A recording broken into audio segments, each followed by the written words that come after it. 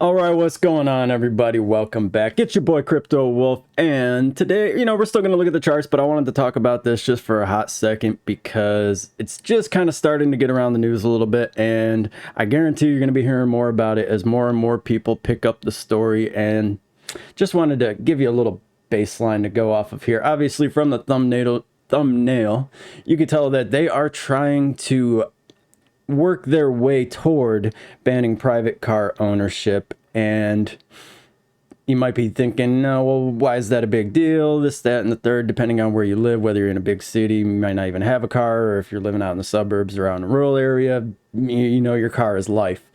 Real quick, just hop on the charts because I'm sure you probably want to know what's going on. Still going sideways. It's the weekend action. We had this little bit of a, what do we got, like a cardiogram heartbeat pulse that happened here a little bit ago, and it's pretty much flatlined since then. So, we're looking forward to CME opening back up here in a little while. And when it does, we'll see what happens. Just to jump up to see, where we're at prior to that on a higher time frame. Looking a little uppish, VWAP making the cross to the upside, money flow in the green, slightly increasing despite, the lack of much going on. Had this little crazy wicked out candle right there.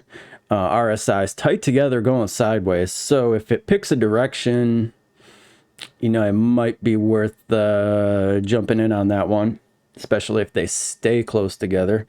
And being that it's the beginning of the week, it seemed like last Sunday night, last Monday, we had some decent action going on. Everybody just, boom, just jumped right in on it and started getting it in. So that's what I'm looking forward to right there. As far as up or down, right now it's kind of uppish looking, to be honest with you. Got a 16 on the DBSI to the upside. Again, VWAP coming back up. A little bit of upward tilt to that RSI.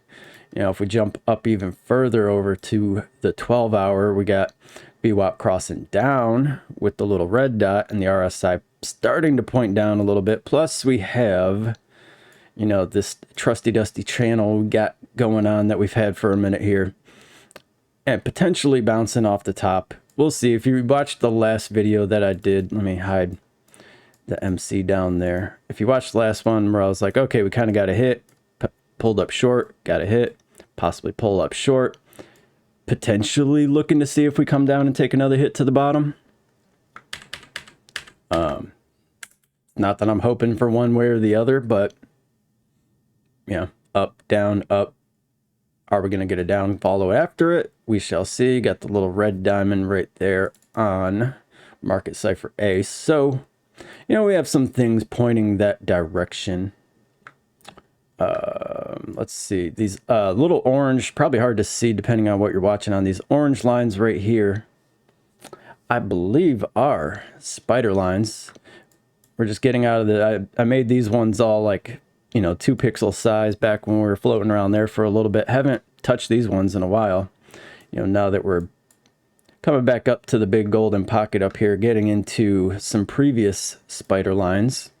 And as you can see, we're hovering right above this one, pretty much in between these two at the moment. So we'll see which way it breaks. If it heads up, it breaks the yellow line, which isn't super precise. Obviously we wicked above it a whole bunch of different places, haven't closed the candle above it, but if we break above that, I'm still looking at that spider line before I really even think about making a decision. And then we got another one coming up right behind it. So we're in some, and then the golden pocket up here with another spider line. There's a whole lot of resistance ahead to the upside. A little bit more breathing room to the downside. Not really thinking about too much till we get back down to this lower trend line as far as that stopping. So that's kind of where we're at. All right, back to the subject at hand. Here it is. The headline right there says it all. World Economic Forum calls for an end to owning private vehicles. Yeah, I'm going to try to do this without cursing. So far, I think I'm in a good mood, so maybe we could do it. More sharing can reduce ownership of idle equipment and thus material usage. They are trying to frame this in a way that says, in order to have all this renewable technology, it's going to take materials. Materials are wasted on gas and diesel automobiles.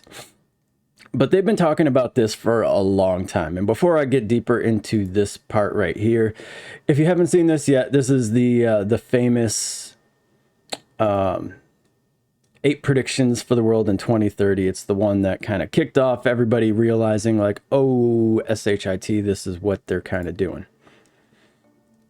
And I'll read it off for you. It's only a minute and a half. So you will own nothing and you'll be happy. That's the big one that everybody always kind of quotes. That's where it comes from. You know, World Economic Forum, old Klausy boy over there. Whatever you want, you'll rent and it'll be delivered by drone.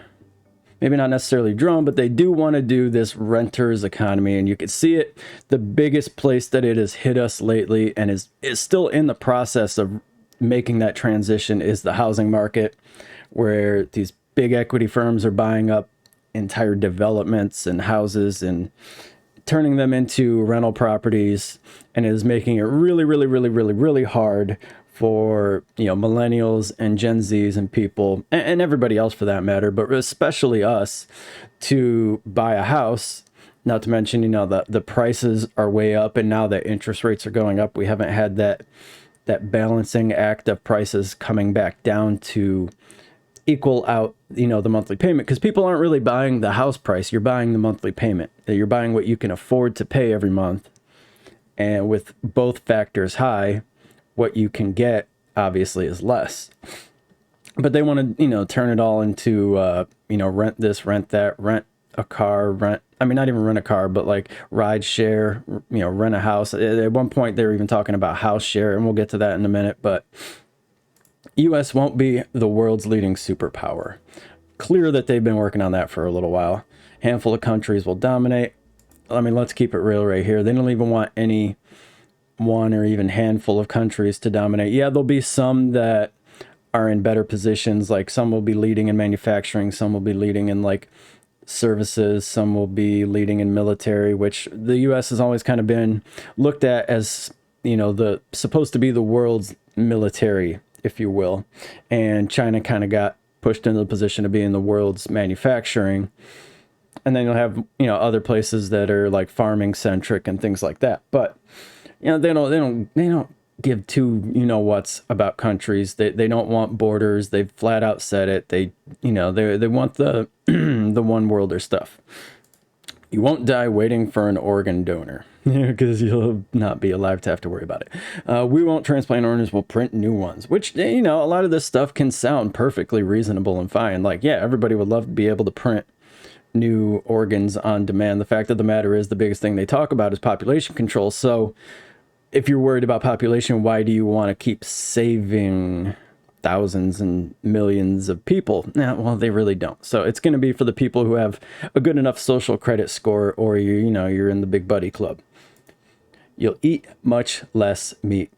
This one's been a big one lately. This has kind of come to pass, and keep in mind this has been out for a few years now. So the eat less meat thing, evident at this point. If you didn't see you know, what's her face, Nicole Kidman, doing that phony little I'm going to eat a 4-course meal of bugs video. Absolutely disgusting and yuck. Yeah. An occasional treat, not a staple for the good of the environment and our health. 1 billion people will be displaced by climate change. Not touching that subject today. We'll have to do a better job of welcoming and integrating refugees. Well, if we are in a, you know, a one world system, then there are no more borders. I mean, what's a refugee? Basically, you're just moving from place to place. You're not really like moving from one country to another. So this is more of like an immediate short-term type thing. And I'm not going to get into that too much either. If you haven't seen the movie Elysium, watch that. There you go. That's what they want. Polluters will have to pay to emit carbon dioxide, carbon taxes, cap and trade, all that stuff. It's been exposed to be a sham. Even people on the inside said it was a sham. It was a revenue scheme. It's a pyramid scheme. Yeah, paying people money doesn't do anything for the environment.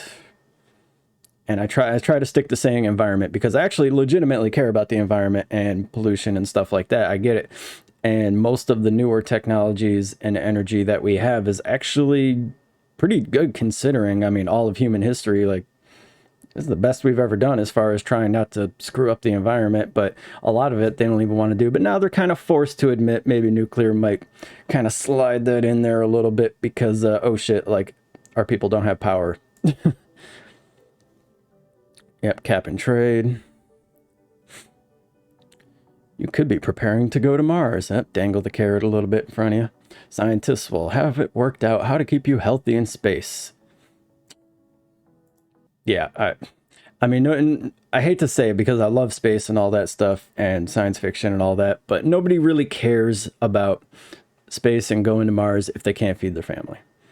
And right now we are approaching a point where people are going to start having more and more food insecurity. We're seeing it in numerous countries across the world. So, I mean, yeah, you know, throw in some stuff that kind of makes it sound cool and futuristic and spacey and like, oh yeah, this is all great. Don't forget your McDonald's ad. Western values will be tested to the breaking point. Which is ironic because, okay, I mean, what would you consider a Western value? Is eating junk food and watching TV a Western value? I mean, not really. It's more or less like a Western habit. But even when it goes to other places, I mean, they do it too. I would say Western values were things like, I don't want to say democracy, but basically, you know, representative republics and freedom and liberty and inalienable rights that were not, you know, bestowed upon us by Big Daddy government, that were given to us by God. And government is only there to help protect those from other people and other countries and itself, which it clearly lost sight of that. Yeah. Checks and balances that underpin our democracies must not be forgotten. There you go, throwing out the word democracies again. We don't live in a democracy. And a democracy is two wolves and a sheep voting for what's for dinner. And since they want to be on the control side, they're control freaks, you can imagine which way they're going to try to swing that one to go. So before we move on real quick, let's just jump. I want to see what's going on at the moment. Trying to keep tabs on things a little bit here. Now on the 12-minute, just flaky on the money flows. Potential, we'll see.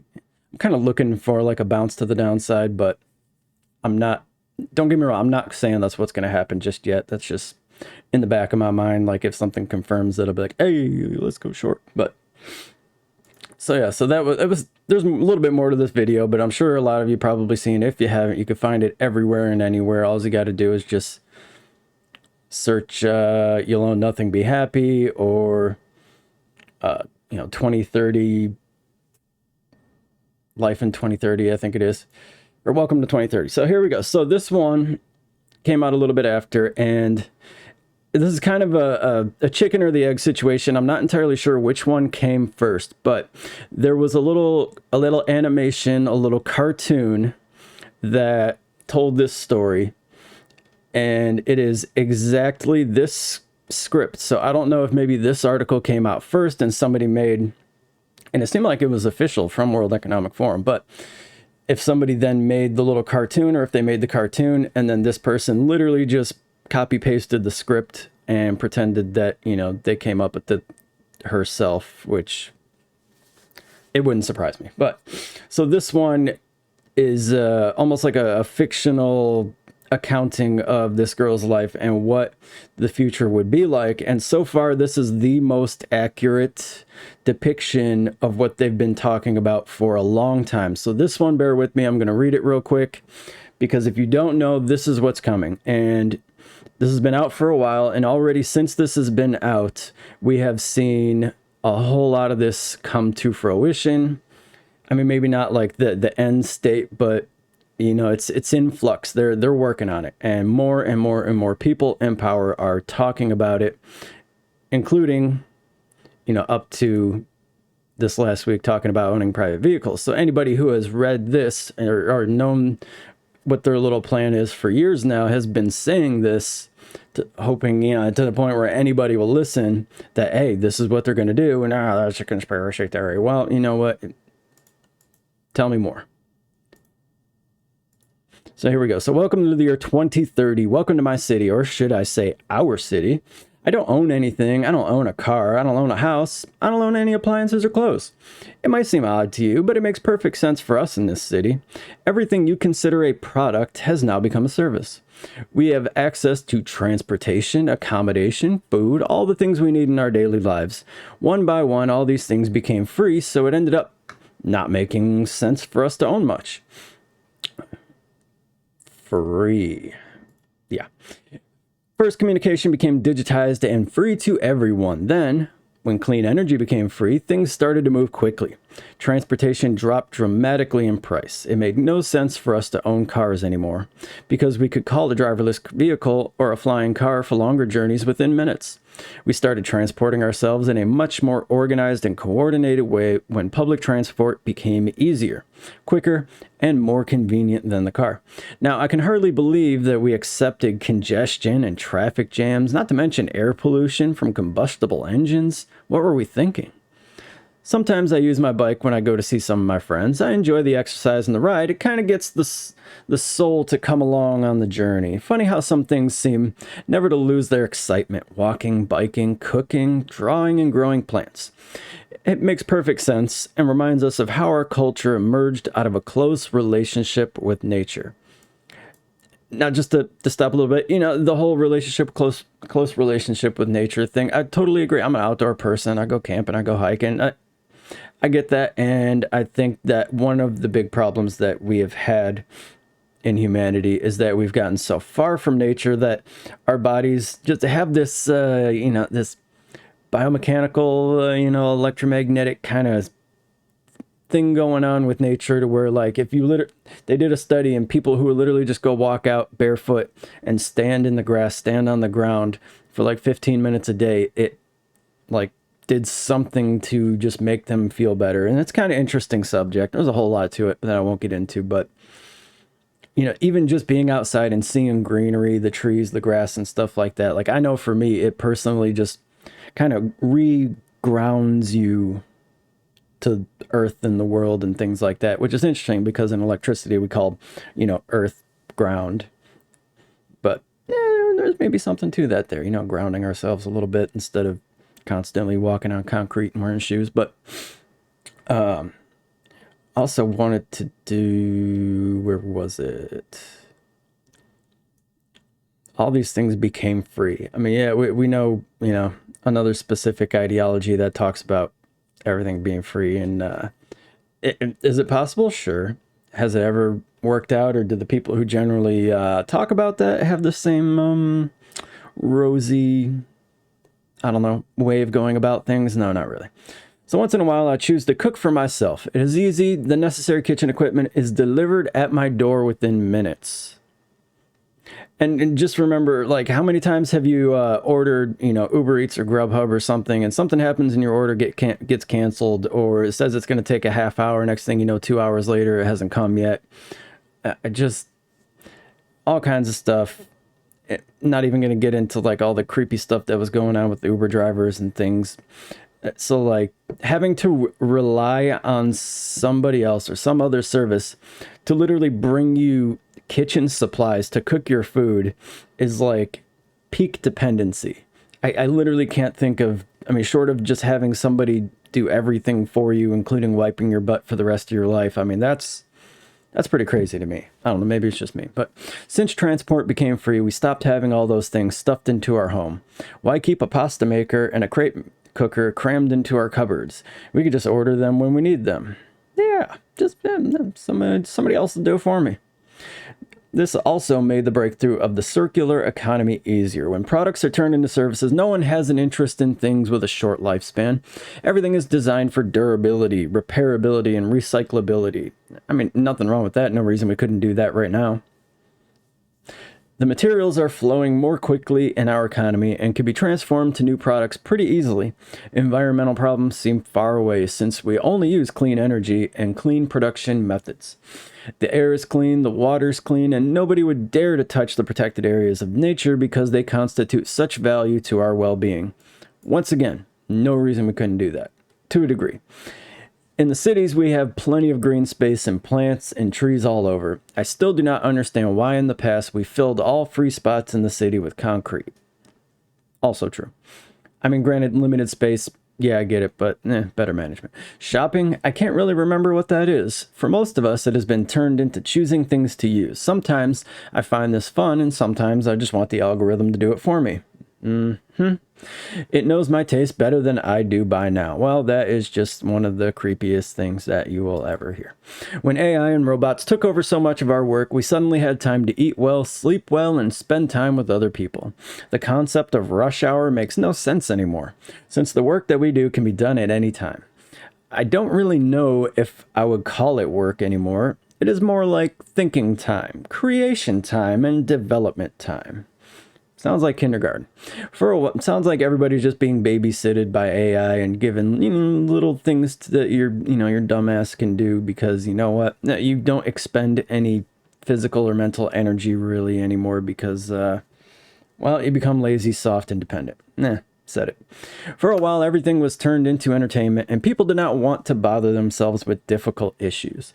It was only at the last minute that we found out how to use all these new technologies for better purposes than just killing time. Once again, could already do that. My biggest concern is all the people who do not live in our city. Oh, those poor souls. Those we lost on the way. Those who decided that it became too much, all this technology. Those who felt obsolete and useless when robots and AI took over big parts of our jobs.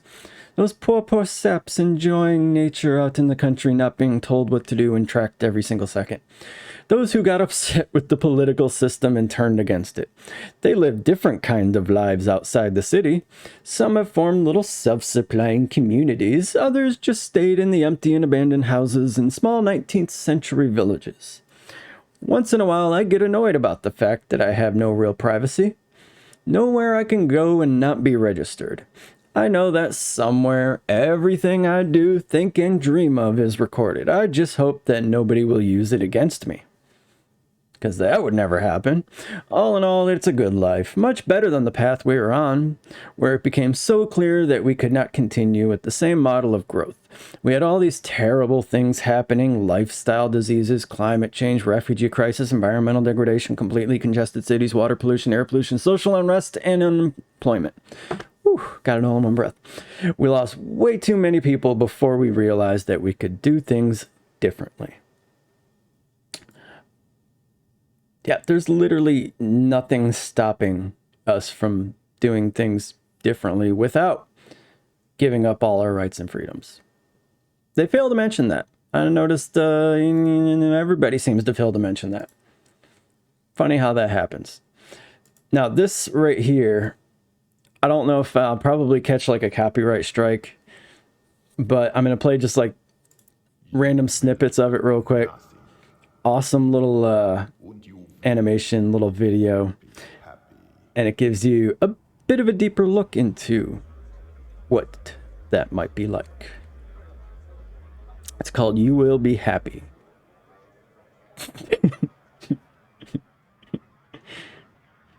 Into the metaverse. You know, you get to live in your little pod. Super cozy, super efficient. He even got a microwave. You know, you get to take your 30-second shower with your booty hanging out. Don't forget to eat your Soylent Green. Now made with bugs instead of people. Moving up in the world. Look at that, USB plugs right into the wall. You're living. Beautiful view. Warning. Your weekly rental smart contract will automatically Say auto pay on your rent. Please ensure that your On the Ethereum network. Let's hope the gas fees go down. All right. Skip ahead a little bit. This is like the beginning of Joe versus the volcano. Going into work. Yep, wait, gotta wear your mask though. Don't forget your mask. And your social distancing. All right, there's nobody else on there. You're good. Don't want to catch a hit on the social credit score for, being 5 feet from somebody. And look at this. This beautiful work environment. Good morning. Wagee number 22177. Wagee. Transfer. Yes. Yes. Look up. If you didn't notice, this guy is actually from the World Economic Forum, a little TikTok video or whatever. Think of your new work pod. Pretty nice, right? Yeah, Beautiful. it's a bit cramped though. Oof. That's bad speak. I'll let you sort that out. See you at the mandatory Shibuya roll call dance later today. Yikes. You have violated your Oh employment smart contract. no. Replaying offending speech. It's a bit cramped though. This statement is interactive. Oh yeah, no, you gotta watch what you say though. Remember, words are violence, speech is violence, even silence is violence. Dude's violent. He's a violent criminal. He's gonna have to go. Gotta watch that. And life was so good too. I just had to ruin it. But so you know, back to the car thing. So why am I kicking this video off talking about this? And essentially it comes down to freedom. And why freedom? And that is because the ability to own a car, to go where you want, when you want, to get further than, you know, just walking distance around your neighborhood, your small area. And it was literally the most freedom people have had in the history of humanity. You know, people now all of a sudden, if you live in a spot where your allergies are absolutely crazy and you can't take it, it's killing you, and you move over, you know, a higher elevation or a different environment, and life can be good, and you didn't have to wait on some horse-drawn carriage convoy heading out west. You know, you didn't have to hop on some ship to go down the coast or something like that. You could just say, you know what? Our house is haunted. We need to get the F out of here. The poltergeists are trying to kill us. Load up everything in the car and go. And it was, you could do that. Or if you just needed to get away for a little bit, you go drive out to a national park. Or, you know, if you have a kid who just absolutely will not fall asleep, and you're like, oh my gosh, if this kid doesn't sleep, he's going to be an absolute wreck tomorrow. He's not going to want to wake up. It's going to be miserable. So you pop him in the car seat, go drive around a little bit until he falls asleep, bring him back in, good to go. It just infinite reasons, you know. You go into your fridge and you forgot to order your grocery store delivery, and you're okay, you go to make your meal, you realize the milk is bad. Ah, crap, I gotta run out and grab milk. You know, you don't have to wait until there's a ride share car available, because I mean, what's to say there's going to be enough vehicles, and what are wait times going to be like if you have to only do ride share to get anywhere? So just that ability to get up and move where you want to, when you want to, where you need to, you know, work further from home to get a job that maybe fits your skill set or what you want a little bit better. I mean, it's just, it kind of seems self-evident at that point. And not only that, like here in the US, obviously we have a big car culture. You know, you have classic cars, muscle cars, supercars, luxury cars, whatever it might be. And obviously, you know, I know they have that all over the world. And, you know, the American muscle car thing's kind of its own thing, I suppose. Everything else kind of international. But just thinking about like that movie I, Robot, where, you know, he busts out the old gas burner bike and like, oh, does this thing run on gasoline? Gasoline explodes, you know?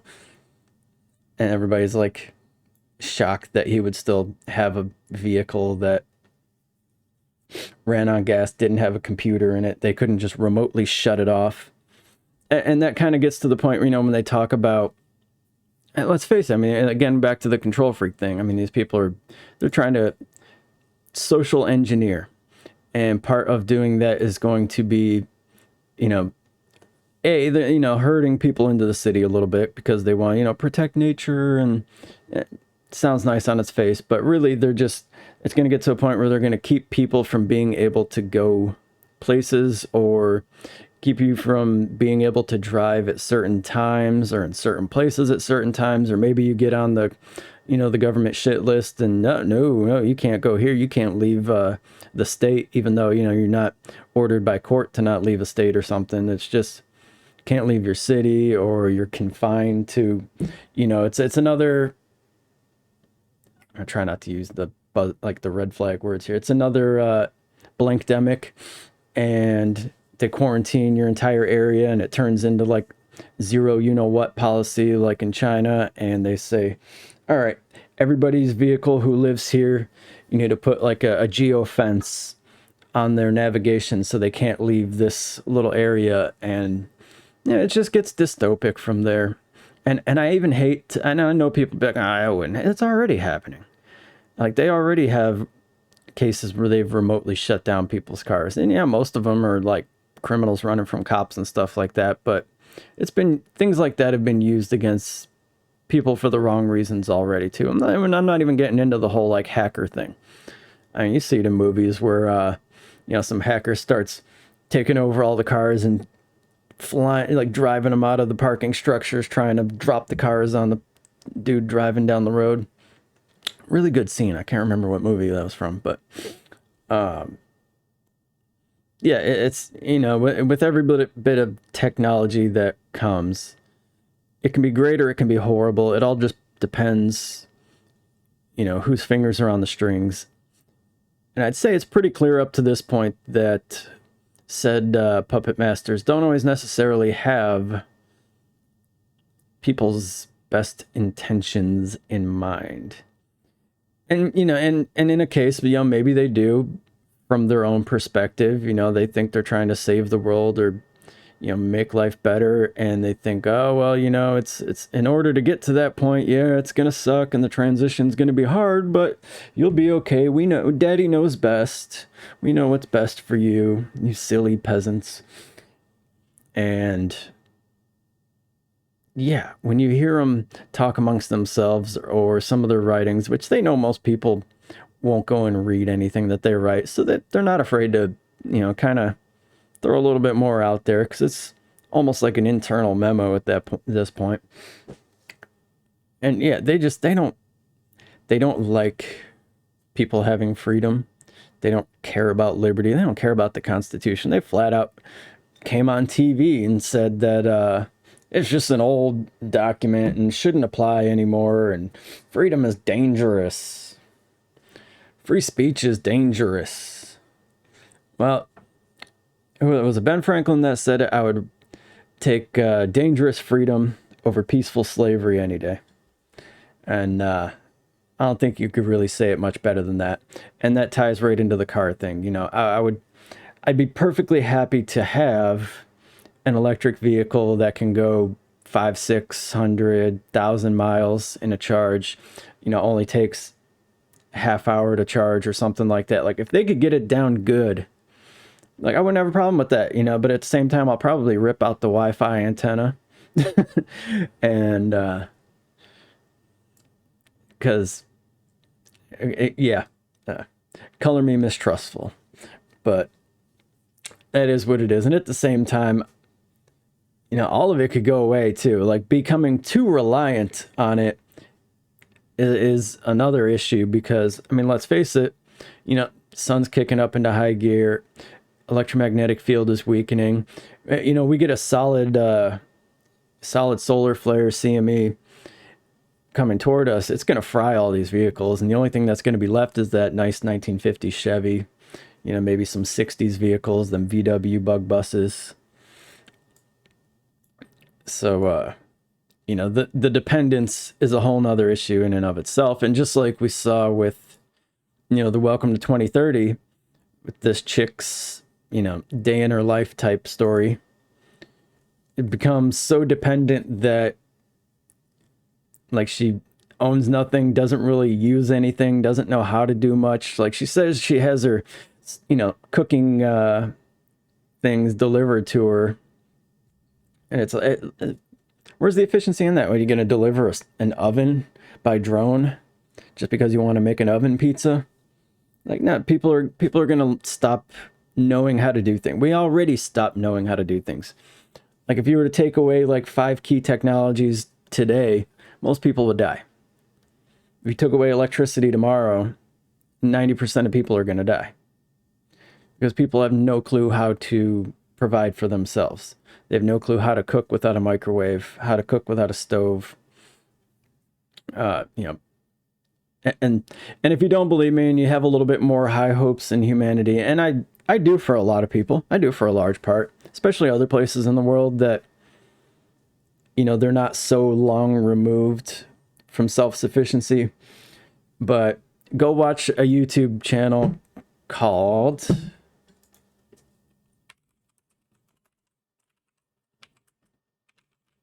Fleccas Talks. If you haven't heard of it, it's both hilarious and, I don't know what the word might be, infuriating. So this one especially, oh my gosh, dude, I just saw this a couple days ago. It's called Humiliating. Gen Z can't answer the most basic questions. How many stars are on the US flag? 52. That's probably the best answer in this whole video. Michigan? Yes. And he just says yes to everything. Doesn't matter what it is. Like, ask the one girl, like, what state is Utah in? She has no idea. At what year was the country founded? She says, just give me a general guess. She said 1995. It's like, I don't know if you could hear me face palming, but yeah, man. I mean, it's funny, but it's sad. But that's the truth of the matter is, like, you know, people are, I hate to say it, but dependent sheep. It is what it is. So, you know, prepare accordingly. Because on one hand, you can see why the people, you know, behind the World Economic Forum stuff think population control and they know what's best for people. And in some cases, I hate to say it, man, that they're probably right. But not for everybody. And so, you know, like in the Welcome to 2030 thing where she was talking about people who didn't want to live in their cities and kind of live out in the rural areas in their own communities. Basically, I pray that that part is true. Like, I really do. Like, I hope that you could just opt out and be like, nope. Enjoy your smart cities. I implore you. Have fun. Do it up. I'll watch the pictures. Or I'll watch the video clips. I'll look at the pictures. I'm good. Let's see. Yeah, kind of a little bit of a curl up right now. Money flow kind of going that way. And last thing I want to touch on. Right there, you can see, you know, with the ride sharing thing. Now, the e-bike thing is very interesting. If you don't know, look into what happened with the e-bikes in China. It is a great example of how something like that spun wildly out of control. And maybe at the end of this video, I'll go look up a picture for you of it. But there were so many e-bikes and everybody would just take it, go to where they're going and just yeet that thing onto the sidewalk. Well, the problem was they started piling up to the point where you had these huge mounds of e-bikes parked like all over the place. And it got to the point where it was so bad they were spilling into traffic, into the road. And the government finally had to be like, nope. And so they just started throwing them, like, you know, into dump trucks and just taking them out to the landfill and being like, sorry, company, but this is horrible. This is too much. But speaking of the little smart cities, if you will, this one I just actually heard about yesterday or today. I think it was yesterday. It's called The Line, and they're looking to do it in Saudi Arabia. Now, it's an interesting concept.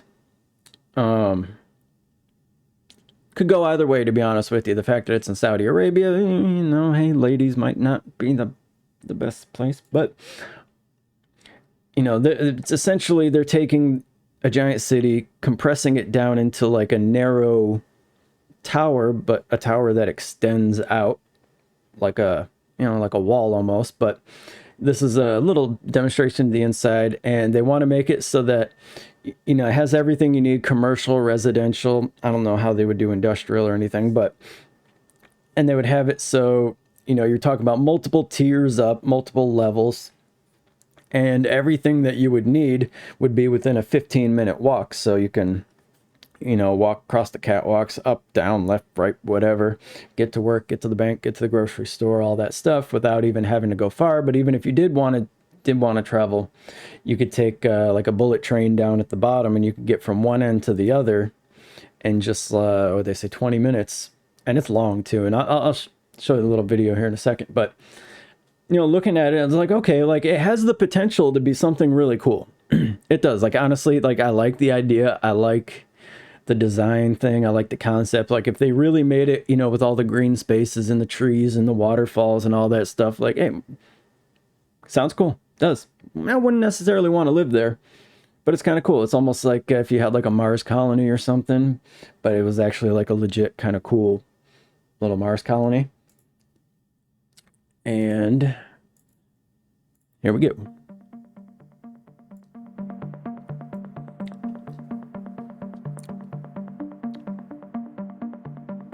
Takes the shape of a mirrored skyscraper. Yeah, so the sides would be mirrors, so it just, you know, if you're looking from the outside, it doesn't really interrupt the landscape view. Equitable views. Yeah, as far as equitable views, I don't imagine it's going to feel super equitable to the ones who are stuck staring at the desert, but hey, there's always going to be caste systems and tiers. Now, like this, like looking at this, I'm like, okay, you know, you got like a little, like, obviously this is a completely phony Photoshop that doesn't even make, you know, geometric sense. But, you know, if they did have little waterfalls and like little parks here and trees around and all that, like, I would visit. I really would. Like, I would like to visit and see it and just be like, damn, this place is crazy.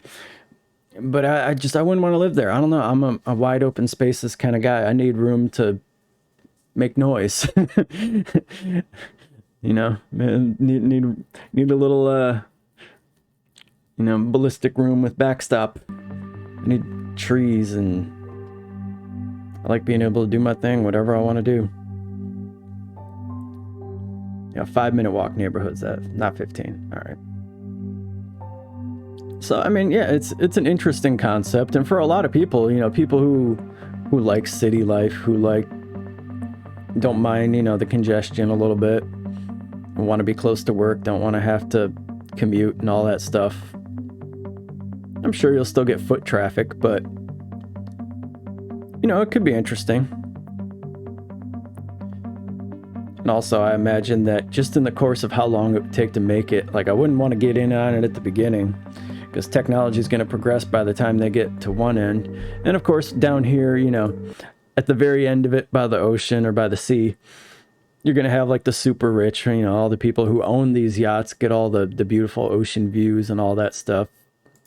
So I imagine that end will probably get started fairly quick, you know, so they can raise capital. But yeah, I don't know how equitable it is, you know, like over here for the people just staring out desert out to the horizon.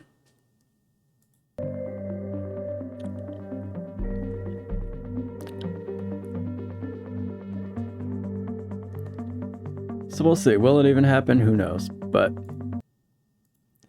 I mean, I like that people are thinking a little bit better about urban planning, if you will, and it's interesting, if nothing else. Just, you know, not for me. Like, if I were 21, maybe I wouldn't mind, you know, being there for a couple years just to, you know, have all the people around and have the, you know, the nightlife scene and all that good stuff. I mean, it'd be kind of fun for something like that for a little while, especially if you got money. But it seems like the older I get, the further I get from other people. Especially after watching stuff like this. Oh my gosh, man. And the fact that I live near a college, like I'm so curious. I almost want to do it, just to go out on campus and do the same thing and just ask people basic stuff. I feel like I'd probably get better answers than he does, because he's out there in like Times Square in New York City. And I would hope being on a friggin' college campus that you would get some more intelligent answers. And I think I would, but if you start asking things that aren't necessarily stuff that you would learn in school. I imagine it'd probably go downhill from there. But all right, you know, what do you guys think? What's your opinion on it? If you managed to watch this far, you know, what are your thoughts? Do you own a car? Do you drive? Do you want to? Would you rather not have to? Do you like the wide open spaces, or would you rather have the pod apartment with the Soylent Green? All right. I don't know. I might check back in here in a little while once the market kind of kicks off. I'm gonna keep my eyes on it for a little bit, and we'll see what happens. So, have a wonderful day. If I don't pop back in, have a nice Monday. Have a nice start to the week. Remember, keep being a badass and, you know, stay free. Maybe go on a joyride while you can. Later.